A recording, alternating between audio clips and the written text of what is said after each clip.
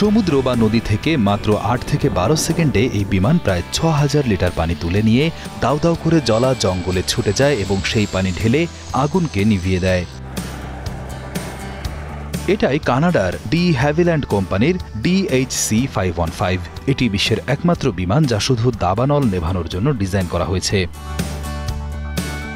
আজকাল সমগ্র বিশ্বে গরম বেড়েছে, সেই সাথে বেড়েছে দাবানল, তাই গ্রীষ্মে এর চাহিদা হয় আকাশ ছোঁয়া। এই বিমানের সবচেয়ে বড় সুবিধা হলো দ্রুত কাজ করার ক্ষমতা। মাত্র ৮ থেকে ১২ সেকেন্ডে এটি পানির ট্যাঙ্ক ভর্তি করতে পারে, আর একবার ভর্তি হলে প্রায় ৬,০০০ লিটার পানি নিয়ে আগুনের ওপর ফেলা যায়। পানি ফেলার পর আবার দ্রুত ফিরে গিয়ে নতুন করে পানি নিয়ে আসে, ফলে একটানা অনেকবার আগুনের উপর আক্রমণ করা সম্ভব। কানাডার ক্যাগলারি শহরের কাছে ডি হ্যাভিল্যান্ড কানাডা এই বিমান তৈরি করছে। বর্তমানে কলগেরি এয়ারপোর্টের কাছের কারখানায় ৩১টি অর্ডারের বিমান তৈরির কাজ চলছে। এর মধ্যে ইউরোপের Greece, Spain, Portugal, Croatia, Italy এবং ফ্রান্স থেকে ২২টি, কানাডার ম্যানিটোবা, অন্টারিও থেকে ৯টি। কোম্পানি আশা করছে বিশ্বে ২৫০ থেকে ৩৫০টি বিমান বিক্রি হবে। ব্রিজার অ্যারোস্পেসের পাইলট স্কট ব্লু দাবি করেন, এটি দুর্দান্ত শক্তপোক্ত বিমান।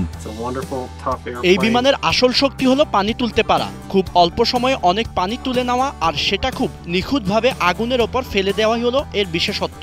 যেহেতু এটি টার্বোপ্রপ ইঞ্জিন ব্যবহার করে, তাই খুব দ্রুত পানি নেওয়ার জায়গা আর আগুন লাগা জায়গার মধ্যে আসা যাওয়া করতে পারে। মাটিতে যারা আগুন নেভানোর কাজ করছে তাদের জন্য এটি সত্যিকারের সহায়ক বিমান।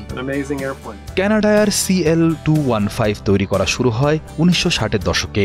১৯৯০-এ CL-415 আসে, যা আজও আগুন নেভানোর মূল অস্ত্র।